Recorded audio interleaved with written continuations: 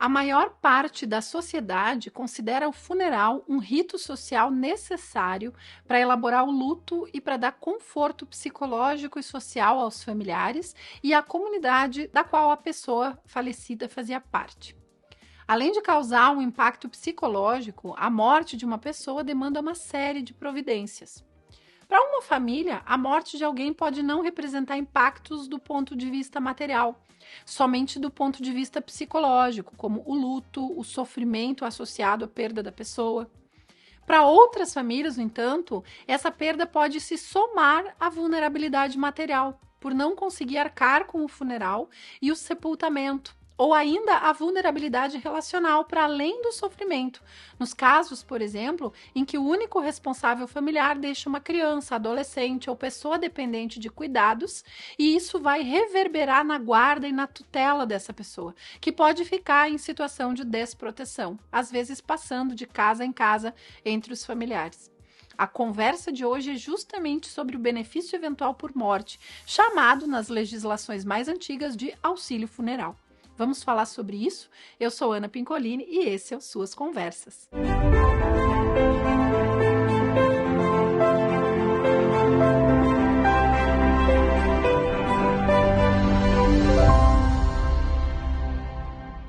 Hoje a nossa conversa é focada no benefício eventual por morte. Como todos os vídeos dessa série, a grande referência é esse documento aqui, as orientações técnicas dos benefícios eventuais. Mas antes de seguir no assunto, eu convido você a curtir esse vídeo, a compartilhar com os colegas de outros municípios para que esse conteúdo chegue a mais pessoas e, claro, se você não é inscrito ainda, a inscrever-se, ativando aí o sininho das notificações. Assim você vai passar a fazer parte dessa grande comunidade aqui no Suas Conversas, a casa dos Suas aqui no YouTube. Temos quase 200 vídeos com muitos temas que podem interessar você e a sua cidade. Para procurar por tema, é só clicar na lupinha e digitar os termos que você está buscando. Ou, se preferir, vá na aba Vídeos e vá rolando manualmente. Eu tenho certeza que algum dos nossos conteúdos, ou mais de um, vários, na verdade, vão contribuir com os suas aí na sua cidade. Bom, a garantia do direito ao sepultamento, ela se relaciona ao dever de tratar dignamente as famílias e seus mortos, garantindo ainda o atendimento de medidas sanitárias e ambientais. Chama-se sepultamento ao ato de enterrar os mortos e funeral ao conjunto de procedimentos que envolvem o sepultamento e incluem urna funerária, velório, remoção do corpo, entre outras ações. Antes dos funerais e sepultamentos virem a compor uma atribuição da assistência social, já existiam legislações sobre a atenção pública nas situações de morte. Em geral, essas legislações eram ligadas aos serviços urbanos cemiteriais. Por isso, muitos municípios respondem diretamente por serviços funerários e cemiteriais, ou possuem concessões públicas com cláusulas que prevêem que tanto por cento do total de sepultamentos vão ser gratuitos. Assim, uma funerária, por exemplo, para ela operar na cidade, para ela atuar na cidade, ela tem que reservar tanto por cento, né, do total de sepultamentos gratuitamente. Assim, é um dever da gestão municipal definir como ele vai assegurar esse direito das famílias e indivíduos que não têm condições de arcar com o custeio desses serviços. Mesmo que na cidade existam funerárias particulares, o poder público tem responsabilidade de garantir o direito ao sepultamento digno e gratuito para quem necessitar. E isso pode ser feito por meio dessas contrapartidas das empresas concessionárias. Isso pode ser feito por meio de benefício eventual na assistência social ou por ambas as formas. Os serviços relacionados aos sepultamentos, eles não são atribuição específica da política de assistência social. Quando a oferta dos serviços de sepultamento ocorre por meio de outras políticas, como, por exemplo, se existe um contrato com as empresas funerárias e cemitérios privados e eles são obrigados a reservar 10% dos sepultamentos gratuitamente para o poder público, e se isso é suficiente para aquela cidade, não tem por que a assistência social regulamentar isso como benefício eventual. Isso pode ficar lá com a política de meio ambiente, enfim, com a política que está, urbanismo, quem está relacionado a essa questão dos cemitérios e das concessões das funerárias. Então, vários assuntos sobre enterros e cemitérios, eles não competem à assistência social. Por exemplo, onde se localizar os cemitérios, o material das urnas funerárias, a vegetação dos arredores, a geologia, o controle da qualidade da água dos poços vizinhos dos cemitérios, a prevenção à contaminação da água, as regras sobre o transporte de corpos por longas distâncias, tudo isso tem a ver com legislações urbanísticas, ambientais e sanitárias. Por que eu falo isso? Porque uma vez eu fui num CRAS e tinha lá um armário que parecia uma relíquia da época do Dom Pedro II. Dentro do armário, muito lindo por sinal o armário, mas estava no CRAS, estava todo o controle das covas do cemitério. A quem pertenceu tal cova, quem ficou enterrado lá de tal ano a tal ano, depois quem ocupou a cova. Isso não é algo do SUAS, vocês percebem, mas que estava lá dentro do CRAS. A oferta do benefício eventual por morte, por meio do SUAS, ela se relaciona à necessidade de gratuidade do funeral e de sepultamento, né, de indivíduos, de famílias que requerem esse direito.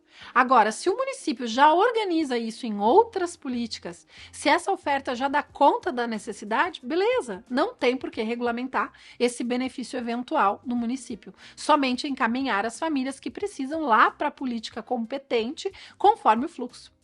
Agora, vamos dizer que não existam outras políticas que ofertem no município, ou que até existam essas concessões, mas que a porcentagem lá da concessão pública não é suficiente. Aí o município vai levar isso para o Conselho Municipal de Assistência Social e o Conselho Municipal vai deliberar e possivelmente vai concluir que é necessário incluir o benefício eventual por morte lá na lei do SUAS, no capítulo que trata sobre os benefícios eventuais. Claro que no caso dessa regulação ocorrer na assistência social, o olhar passa a ser o de assistência social. Eu vou olhar para a vulnerabilidade temporária nos seus dois aspectos, material e relacional. As famílias podem apresentar outras vulnerabilidades relacionadas à perda, e eu vou ter que olhar para isso também, para além da necessidade da urna funerária, do velório, do sepultamento. Então, o benefício eventual por situação de morte, também chamado de benefício eventual funeral, visa não somente garantir o funeral digno, mas também garantir o enfrentamento das vulnerabilidades que vão surgir ou que vão se intensificar depois da morte daquele membro da família. Conforme uma das principais autoras do serviço social no campo dos benefícios eventuais, que é a Gisele Bovolenta, cabe à política de assistência social garantir proteção social, suporte e apoio aos familiares ou dependentes da pessoa falecida. É preciso considerar situações em que o falecimento é inesperado e atípico, como nos casos de violência urbana ou familiar, e situações em que a pessoa falecida desempenhava um papel de referência emocional ou econômica da família. O benefício eventual por situação de morte pode ser ofertado em pecúnia, por uma única parcela ou mais, isso vai depender do que vai ficar regulado lá no município. Pode ser ofertado em bens de consumo ou com prestação de serviços. Nesse caso da prestação de serviços, ele contempla despesas com funerária, velório e sepultamento, incluindo transporte funerário, utilização de capela, isenção de taxas, colocação de placa de identificação, dentre outros serviços. Também deve incluir cobertura das necessidades urgentes da família para enfrentar vulnerabilidades advindas da morte de um dos seus provedores. E pode ser provido também por ressarcimento, quando não foi possível o acesso no momento em que ocorreu o falecimento. Embora as orientações indiquem que pode ser interessante um serviço 24 horas que contemple essa demanda, já que a morte não tem hora marcada para acontecer e nem dia marcado, elas também estabelecem que o município pode prover por ressarcimento. E aí elas colocam o prazo de até 30 dias após o sepultamento para que a família seja ressarcida. Além disso, o poder público local tem autonomia para estabelecer fluxos e procedimentos com os serviços funerários, para organizar isso e prever lá na lei do SUAS, no capítulo dos benefícios eventuais, ou em decretos que detalhem o regulamento, os fluxos previstos, como agir, onde se dirigir, quais os prazos, definir isso lá no decreto que vai regulamentar o artigo que trata dos benefícios eventuais. Conforme o que o município definir lá na sua legislação, o requerimento do benefício eventual por morte pode ser feito por um integrante da família, ou por uma pessoa autorizada mediante procuração, ou por um representante de uma instituição pública ou privada que acompanhou, acolheu e atendeu a pessoa antes do falecimento. Outro ponto que a legislação local precisa estabelecer se refere ao translado, também chamado de traslado do corpo, que é o transporte intermunicipal, interestadual ou internacional. Em um município caracterizado por deslocamento populacional intenso, que recebe muitos migrantes em busca de oportunidades de trabalho e melhores condições de vida, é interessante regulamentar essa questão do translado.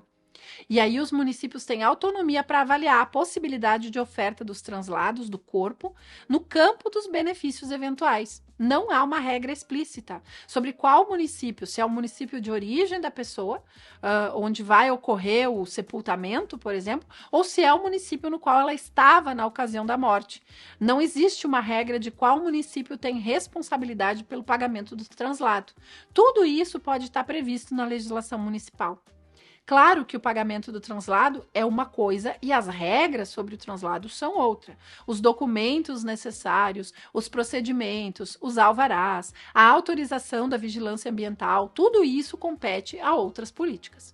No campo do benefício eventual vai estar lá se essa despesa de translado estará prevista ou não naquele município em que a pessoa está.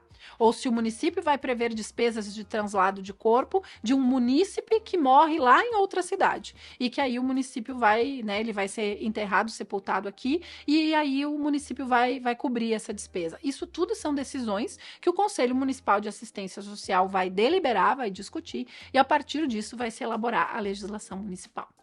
Bom, eu espero que esse vídeo tenha ajudado você.